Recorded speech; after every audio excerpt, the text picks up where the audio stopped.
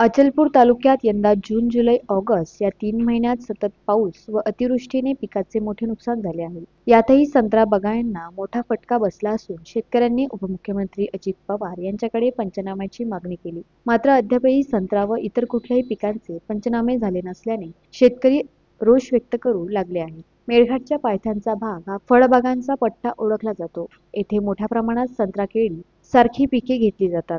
यामध्ये अतिवृष्टी झालेली नसली तरी पर्जन्यमान जास्त झाल्याने येथे पिकांचे मोठे नुकसान झाले आहे. झालेले नुकसान पाहता शेतकऱ्यांनी वेळोवेळी तहसीलदार, तालुका कृषी अधिकारी, जिल्हा कृषी अधीक्षक, उपविभागीय महसूल अधिकारी, जिल्हाधिकारी, आमदार, खासदार, पालकमंत्री, उपमुख्यमंत्र्यांना यांना रीतसर निवेदन दिले. झालेल्या नुकसानाचे पंचनामे करून भरपाई देण्यात यावी असे निवेदन म्हटले. बराचसा कालावधी गेल्यावरही अद्यापर्यंत पंचनामे झालेले नसल्याने शेतकरी प्रतीक्षेत आहे.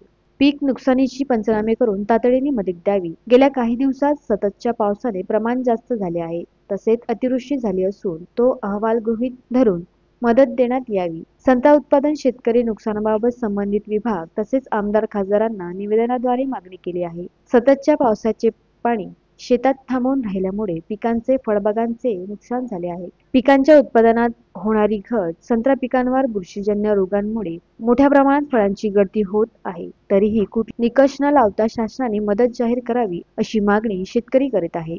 Nitin Durgude, the sting operation news, Paratwada.